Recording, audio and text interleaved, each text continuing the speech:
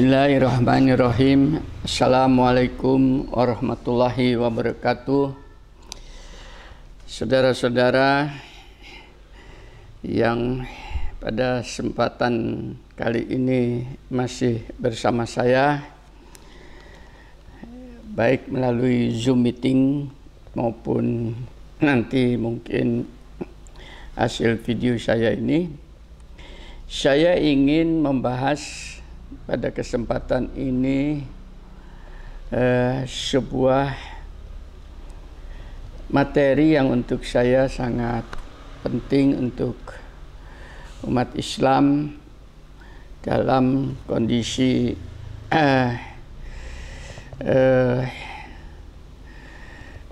up and down-nya kehidupan itu. Kita sering sekali mengalami depresi, ya. Itu hubungannya bukan dengan otak tapi dengan jiwa. Dalam hal ini saya ingin mengangkat dan saya jawatahkan dari satu ayat. Mudah-mudahan ini nanti bisa menjadi masukan kepada mereka yang nanti belajar tentang apa yang dinamakan psikologi atau ilmu kejiwaan, ya, yang relatif banyak didominasi oleh ahli-ahli dari barat, sedangkan kita umat Islam ketinggalan di dalam hal yang satu ini. Padahal informasi wahyu Quran itu jelas sekali. Kalau Anda baca surat Al-Isra atau Bani Israel, surat ke-17 ayat 82, di sana disebutkan wa nunazzilu minal qur'ani ma huwa syifaa'un wa rahmatul lil mu'minina wa la yazidu dzalimina illa khasyara. Dan kami turunkan Al-Quran ini menjadi penawar dan rahmat. Penawar itu artinya obat, dan rahmat bagi orang yang beriman. Sedangkan orang-orang yang zalim, yaitu mereka tidak mengimanin kebenaran informasi ini, hanya akan menambah kerugian.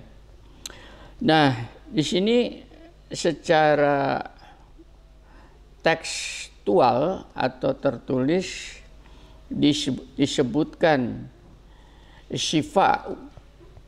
Di situ itu penyakit jiwa, ya, penyakit, ya, hanya penyakit, obat penyakit. Jelas di sini bukan obat untuk yang sifatnya fisik, tapi untuk yang sifatnya jiwa.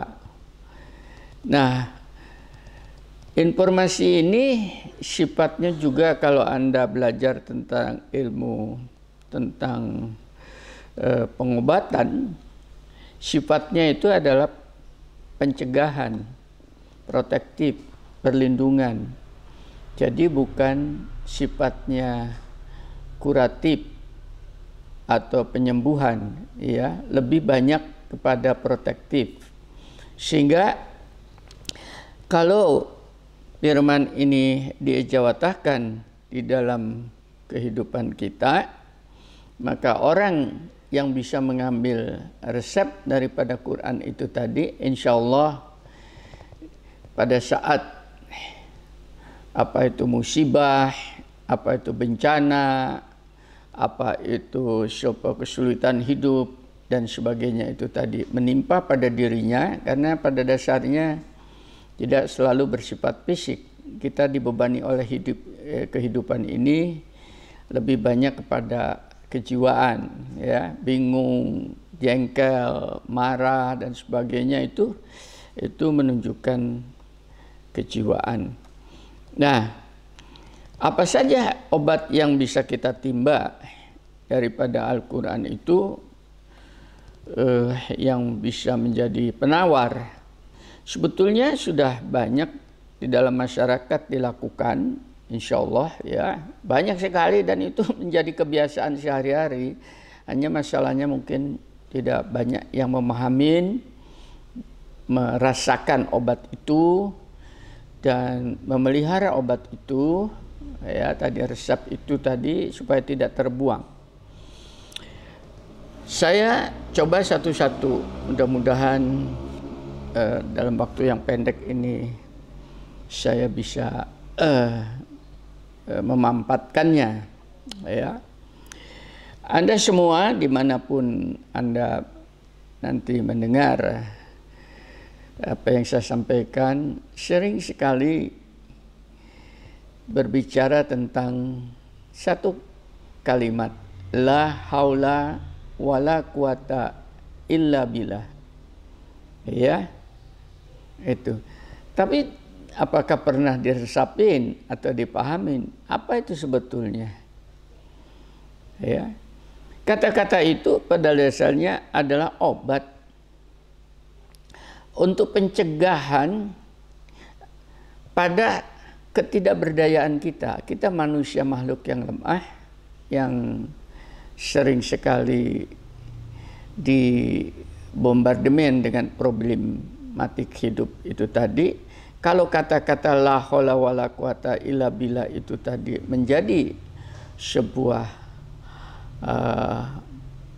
biofir Anda, menjadi sebuah pemahaman Anda dalam kehidupan, maka Anda tidak akan bisa merasakan ketidakberdayaan atau penindasan orang lain terhadap Anda, karena ada kata-kata yang namakan Allahnya itu di belakang itu.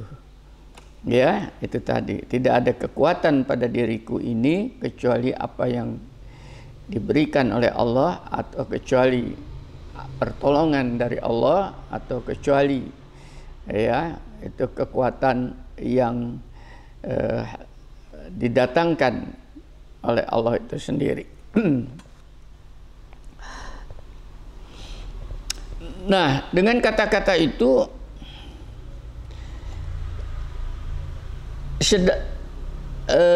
secara filsafati, secara pemikiran bijak, Anda sudah digiring oleh Allah, yaitu agar supaya kita di dalam kehidupan ini jangan pernah bergantung kepada makhluk. Ya, itu sebetulnya. Dalam segala hal. Ini bolak-balik saya sampaikan karena banyak problematis kehidupan itu di sini. Omongan orang itu selalu ditampung oleh Anda semua, bahkan banyak disampaikan kepada saya di masjid ini, katanya ini dan sebagainya. Itu untuk saya sampah semua ya. Jangan Anda mau jadi keranjang sampah. Ya, pada dasarnya mereka yang bicara yang menyakiti hati orang, yang tidak pada mengenakan orang itu untuk mendengar, itu untuk saya itu sampah. Ya. Tidak ada apa-apanya itu.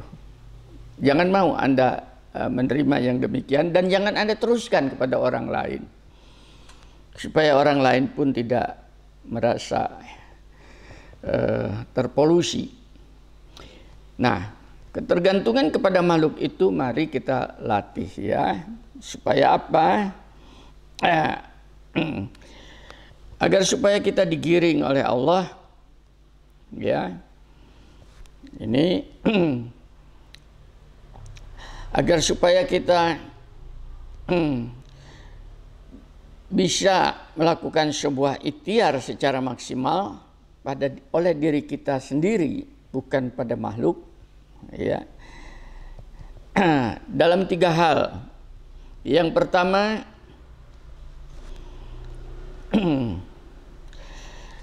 pada saat Anda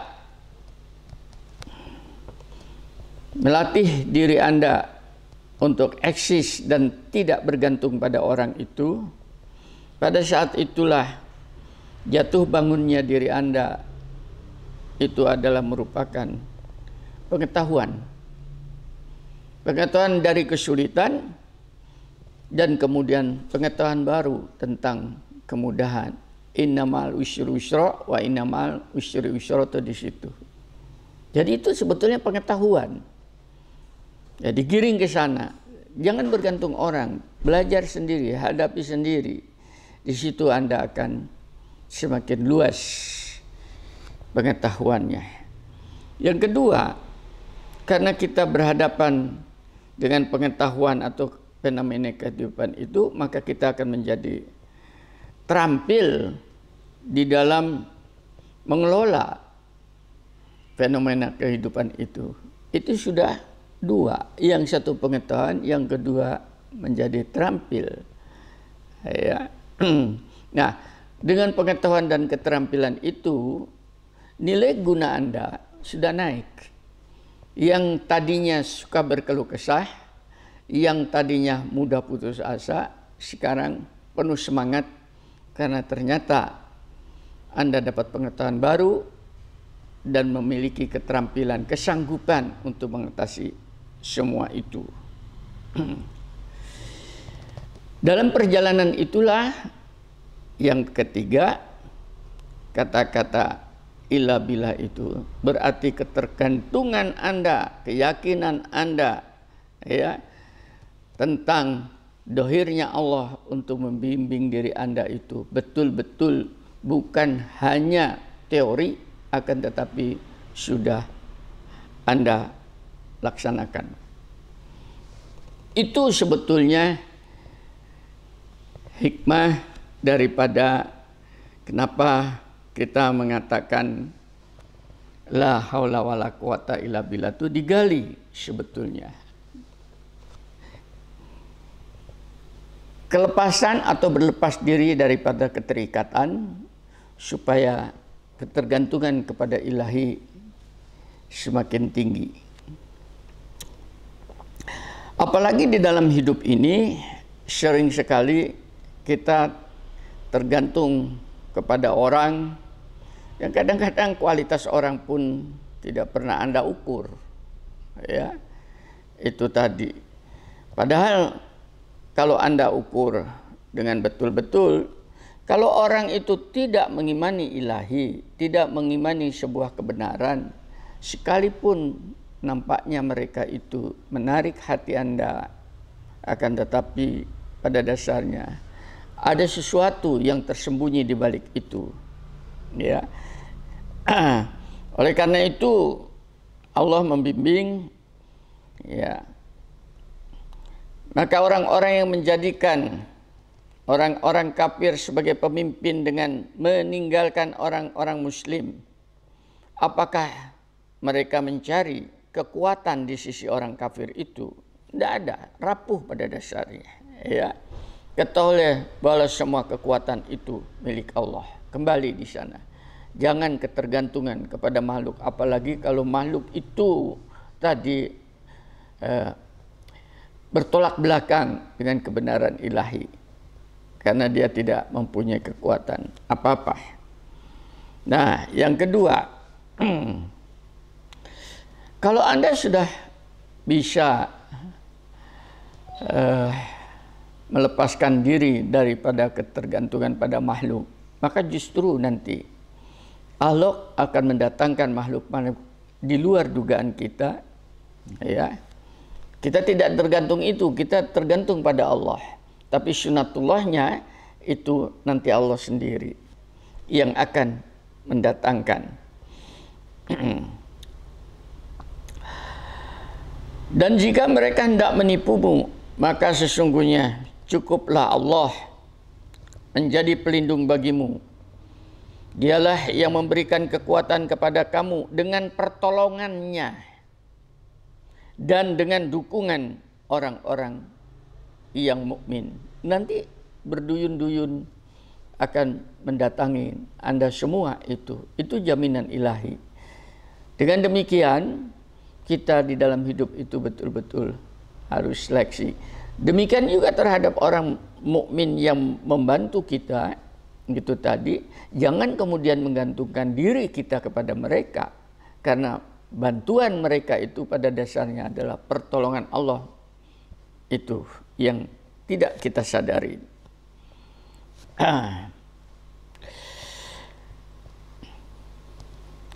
Nah, kalau kita sudah memiliki seperti itu tadi, sandaran kita kepada ilahi itu tinggi, ya, maka Allah memberikan janji kepada kita, sungguh Allah dialah pemberikan rezeki yang mempunyai kekuatan lagi sangat kokoh. Sudah merupakan sunatullahnya seperti itu, ya, itu sudah dijamin. Beberapa waktu yang lalu saya katakan rezeki itu sudah diberikan. Yang lalu itu kita mencari yang kayak demikian ini, kalau kita bergantung betul itu tadi, Allahnya sendiri nanti akan menunjukkan di mana kita harus mengambil itu tadi. Itu yang pertama. Yang kedua, ada kata-kata subhanallah walhamdulillah wala ilaha illallah wallahu akbar. Itu yang kita kenal sebagai tasbih, tahmid, tahlil, dan takbir. Ya. Untuk apa? Obat untuk apa ini? 3-4 kata itu tadi bisa digunakan. Itu adalah obat untuk kekalutan hati dan pikiran yang tidak fokus atau tidak terarah. Maka di dalam keseharian Anda coba melatih keempat kata itu dengan melakukan sebuah meditasi. Nanti di bawah saya terangkan beberapa bentuk meditasi. Mudah-mudahan Anda bisa sabar, ya, karena kata-kata itu adalah sebuah mantra yang insya Allah itu bisa menenteramkan jiwa. Maknanya apa? Yang pertama, subhanallah, maha suci Allah, maha suci Tuhan. Kata-kata ini apabila diucapkan dengan penuh perasaan, dengan penuh perhatian, dengan penuh fokus, ya, dalam diri Anda, maka di satu sisi Anda itu mensucikan Allah, tapi di sisi lain itu akhirnya akan memercik diri kita sendiri. Kita akan terperciki oleh kemahasucian Allah. Ya, ya, dengan itulah, karena kita dipercikin oleh kemahasucian Allah, pada dasarnya kita dibersihkan oleh ilahi. Ya. Itu di dalam firman-Nya disebutkan, yaitu hamba-hamba yang dibersihkan dari dosa-dosa mereka. Nah, terpercikini. Orang yang lesannya, hatinya selalu bergetar dengan kata-kata subhanallah, maha suci Tuhan, ya, dalam hati tadi, maka insya Allah itu kita akan terbersihkan pelan-pelan, karena kita telah menyentuh zat yang maha suci, maha bersih.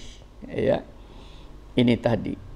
Fenomena seperti ini sebetulnya hampir pada setiap agama itu ada. Kalau Anda lihat, ya, itu. Ada agama lain kan dicipratin air dan sebagai air yang sudah diberkati dan sebagainya. Iya, itu keyakinan mereka.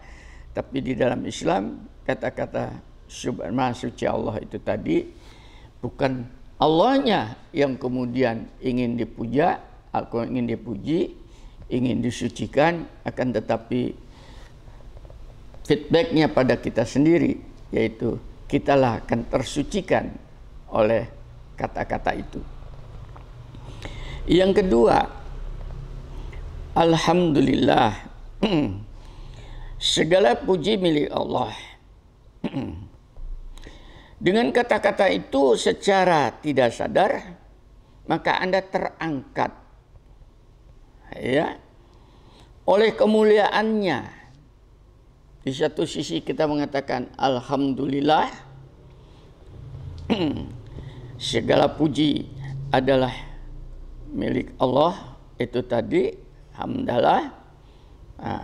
Kita memuji Dia, memuliakan Dia, kita sendiri terangkat secara tidak sadar kepada kemuliaan itu.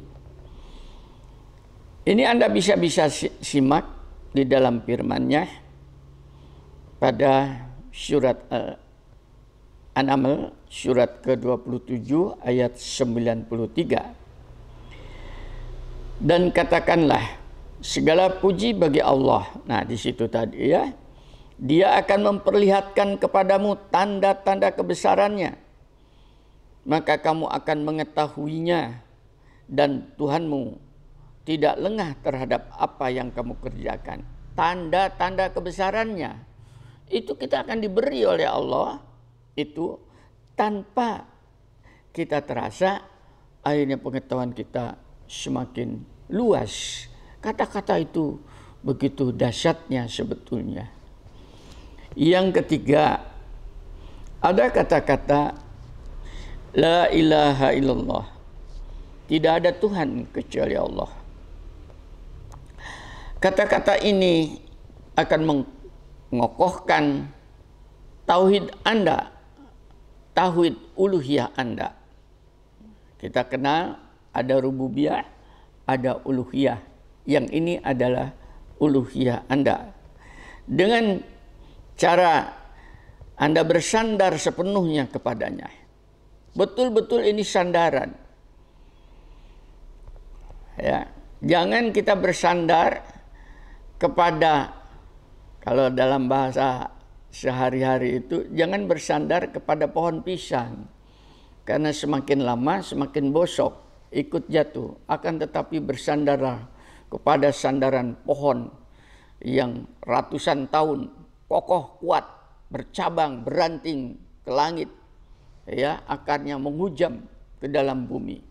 Nah, Allah pencipta itu, insya Allah maha dahsyat tempat kita bersandar di dalam kehidupan ini secara penuh.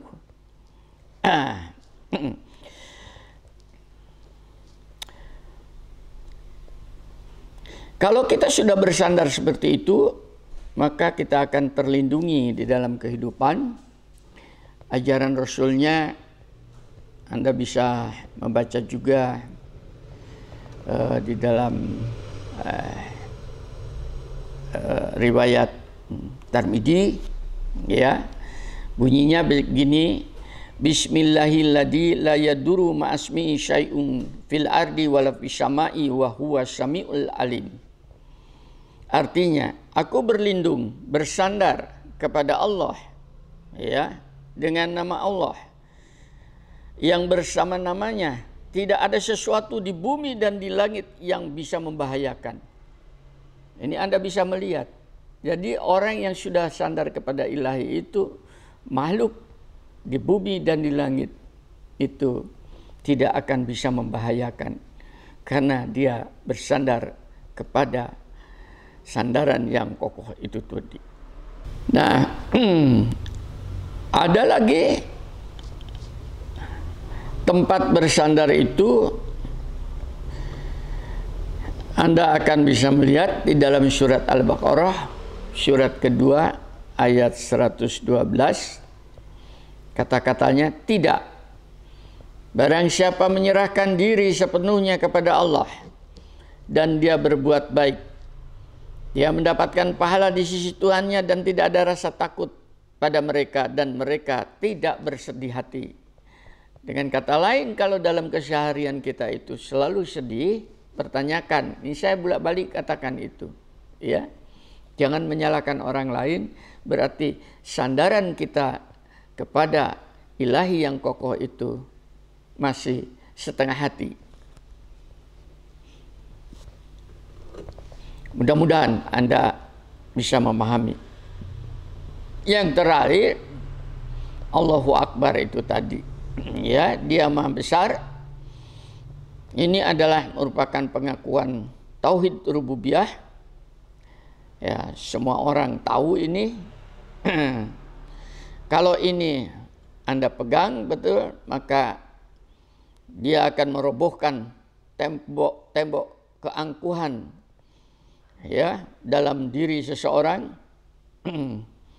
sehingga terlindung dari segala persoalan hidup karena persepsi yang salah,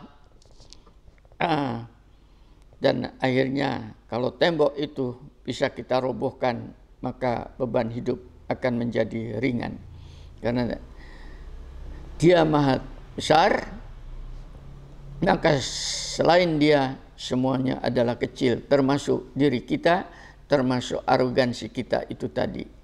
Nah, itu obat-obat jiwa yang saya sebutkan awal ini tadi. Nah, sekarang kata-kata subhanallah walhamdulillah wala ilaha illallah wallahu akbar itu tadi sebetulnya itu yang dinamakan tasbih, tahmid, tahlil dan takbir itu seluruh makhluk Allah itu melakukan. Para malaikat juga melakukan. Kalau malaikat itu tidak melakukan itu, maka dia akan hilang dari peredarannya entah kemana. Karena dengan melakukan hal yang seperti itulah maka akan menjadi penjaga eksistensi malaikat itu tadi dalam rahman rahimnya Allah. Yang kedua, apa yang dilakukan itu tadi untuk para malaikat itu, dia berfungsi untuk bisa melakukan kesanggupan memelihara alam raya seisinya, termasuk aras ilahi. Itu para malaikat. Ya, di dalam Al-Quran disebutkan mereka malaikat bertasbih tidak henti-hentinya malam dan siang. Surat 21 ayat 20. Ayat lain lagi, dan engkau akan melihat malaikat melingkar di sekeliling aras bertasbih sambil memuji Tuhannya. Lalu diberikan keputusan di antara mereka secara adil dan dikatakan segala puji bagi Allah, Tuhan seluruh alam. Tanpa itu tadi, malaikat tidak akan punya kesanggupan untuk bekerja, memfungsikan dirinya. Itu kekuatannya dia yang diberikan oleh Allah.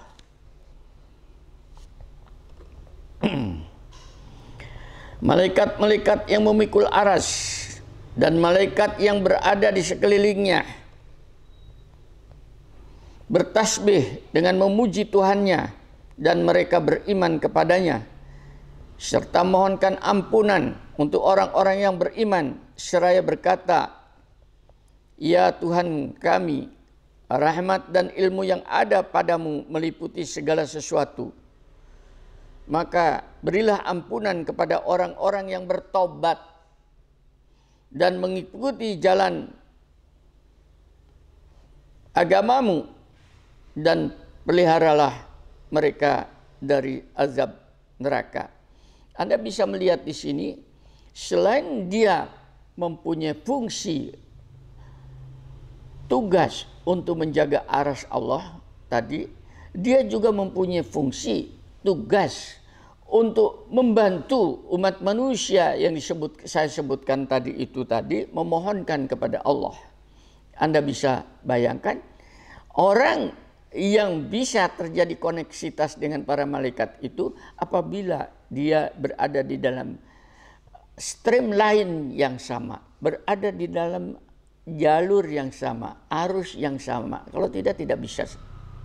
Makanya pada dasarnya pada saat Anda membaca apa yang saya sebutkan itu tadi, Anda pada saat itu telah menjalankan sebuah rahasia kekuatan yang menyebabkan malaikat aras bisa menjalankan fungsinya. Disinilah kehebatannya firman ini tadi menjadi obat bagi yang bersangkutan. Karena akan dibantu oleh malaikat-malaikat yang terpilih. Itu malaikat. Sekarang alam. Alam raya itu juga sama. Agar supaya sunatullahnya berjalan, dia melakukan hal yang sama. Bertasbih, bertahmid, bertahlil, bertakbir kepada ilahi. Anda bisa baca di dalam surat Bani Israil, Al-Isra 44. Langit yang 7, bumi dan semua yang ada di dalamnya bertasbih kepada Allah. Dan tidak ada sesuatu pun melainkan bertasbih dengan memujinya. Tetapi kamu tidak mengerti tasbih mereka. Sungguh dia Maha Penyantun dan Maha Pengampun. Rahasia sudah diberi. Jadi jangan dikira angin tidak bertasbih, air tidak bertasbih, burung-burung tidak bertasbih, pohon-pohonan tidak bertasbih, bintang-bintang tidak bertasbih. Kalau mereka tidak bertasbih dengan cara yang kita tidak tahu itu tadi, maka sunatullah pada mereka itu akan berantakan, mereka akan hancur. Bintang akan tabrakan di langit.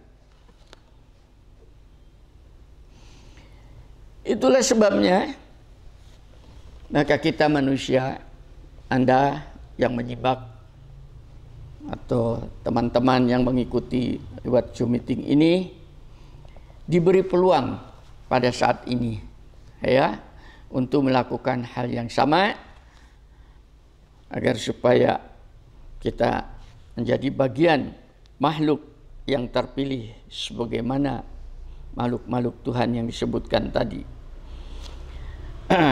Yaitu orang-orang yang mengingat Allah sambil berdiri, duduk, atau dalam keadaan berbaring, dan mereka memikirkan tentang penciptaan langit dan bumi, seraya berkata, "Ya Tuhan kami, tidaklah Engkau menciptakan semua ini sia-sia. Maha suci Allah, Maha suci Engkau. Lindungilah kami dari azab neraka." Anda bisa bayangkan, ini sudah diberi, diintroduksikan kepada kita supaya ini menjadi sebuah behavior kita. Tidak lepas. Apa Anda berjalan, Anda duduk, Anda berbaring, dan seterusnya. Maka jangan lepas daripada tali pengikat aras ilahi itu tadi. Supaya apapun yang menimpa kita, kita sudah punya vaksin. Sehingga kita tidak mudah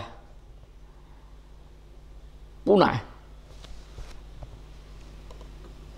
Karena ada imunitas.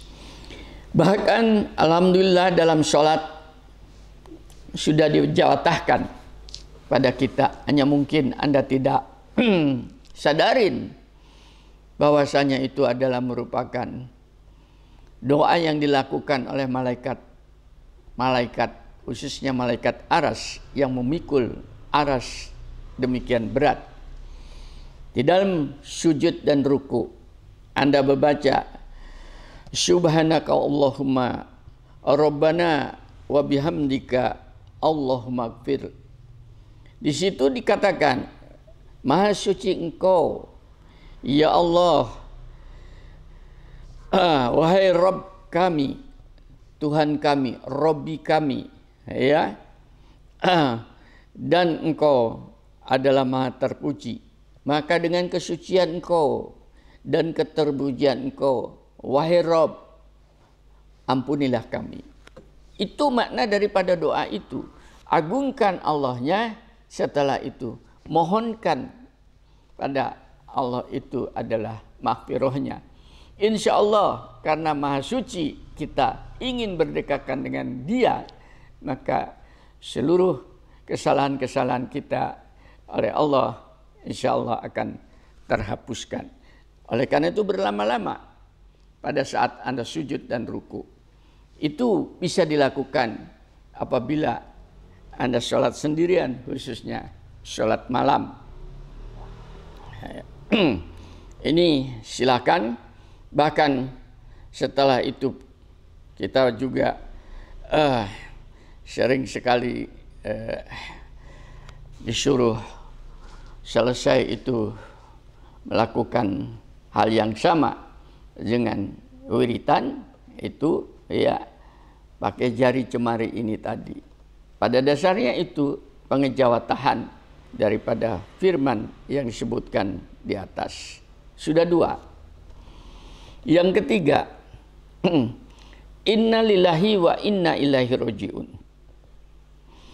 Ini pada dasarnya adalah obat untuk menghadapi cobaan hidup. Alladzina idza asabatum musibah qalu inna lillahi wa inna ilaihi rajiun.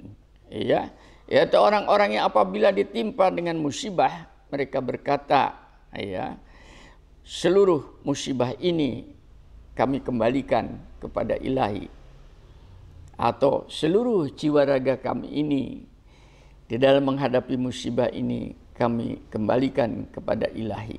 Ini orang-orang yang mempunyai keyakinan bahwasanya ilahinya itu tidak jauh, ya, itu. Maka Allah akan memberikan kekuatan dan proteksi kepada yang bersangkutan.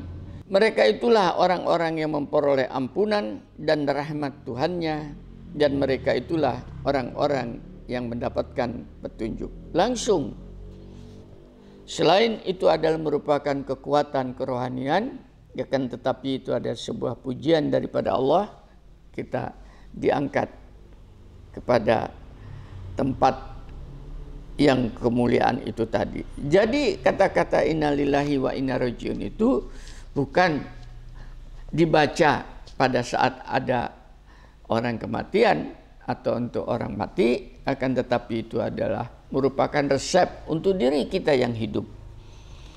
Ya, karena orang mati sudah tidak ada musibah lagi bagi mereka, tapi kita yang hidup ini yang setiap saat banyak musibah. Oleh karena itu kita pegang kata-kata itu. Yang keempat, kata-kata alhamdulillahirabbil alamin. Ini adalah imunitas rohani yang penuh dengan rasa syukur, ya.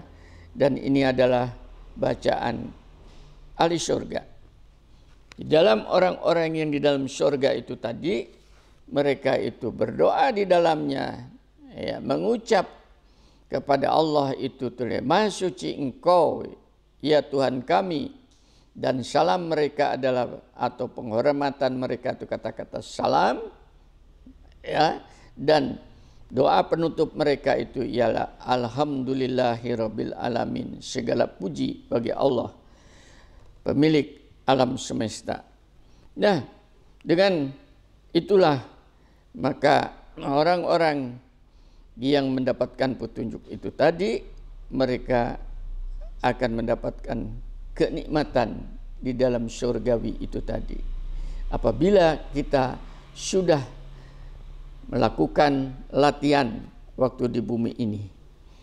Yang kelima, kata-kata astagfirullah, ya, itu adalah pembersih jiwa. Khusus untuk ini nanti kapan-kapan saya akan berbicara tentang, mungkin lebih lanjut tentang tobatan nasuha. Karena ini esensi yang paling utama dalam kehidupan kita itu tadi. Bahkan di dalam sujud saja sudah ada istighfar, ya. Di dalam takbiratul ihram itu juga sudah ada istighfar, ya. Itu tadi sampai dengan salam itu juga pada dasarnya kita meminta maghfirah Allah. Nanti lain kali. Dan yang berikutnya, kata-kata Masya Allah ini adalah sebagai obat pencegah agar supaya kita tidak takabur dan tamak. Ini harus sering menjadi amalan untuk kita, karena sering sekali kita mendapatkan rezeki apa-apa seakan-akan itu adalah usaha kita, ya. Akan tetapi kita mendapatkan rezeki, kita mendapatkan kemuliaan, Masya Allah, itu semuanya adalah pemberian Allah. Perintah ini ada pada surat Al-Kahfi, surat ke-18 ayat 39. Dan mengapa ketika engkau memasuki kebunmu, nah ini karena untuk petani pada saat itu tidak mengucapkan Masya Allah, ya, la haula wala quwata illa billah, ya, Masya Allah, sungguh semua ini tidak akan terwujud kecuali atas kehendak Allah. Tidak ada kekuatan kecuali dengan pertolongan Allah. Sekalipun engkau anggap harta dan keturunanmu lebih sedikit daripadamu. Jadi apapun yang kita terima itu adalah porsi yang sudah ada takaran ukuran yang pas bandrol sesuai dengan kita. Coba ini menjadi keseharian supaya kita tidak stres oleh ketamakan diri kita. Yang terakhir, ada obat yang harusnya kita lakukan, kata-kata insya Allah. Obat ini adalah obat agar supaya dari ketidakpastian menjadi kepastian. Jangan dibalik. Sering sekali kita berjanji dengan seseorang, insya Allah, harusnya bisa pasti menjadi tidak pasti. Tapi kata-kata Allah itu, kita sudah mengikatkan diri kepada Allah bahwa saya akan berjuang, akan berusaha, insya Allah saya bisa melakukan perbuatan ini. Insya Allah itu terwujud. Tidak ada yang tidak bisa terwujud, karena Allahnya itu adalah dohir.